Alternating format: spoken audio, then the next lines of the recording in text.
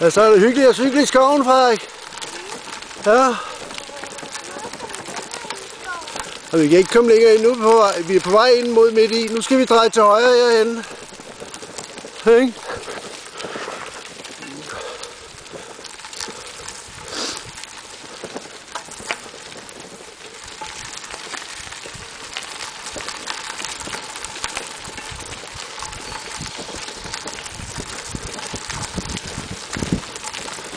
Er det allerede begyndt at klø oven i hovedet igen?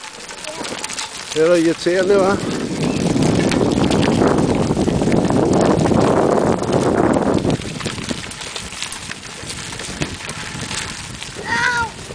Cykle! Cykle!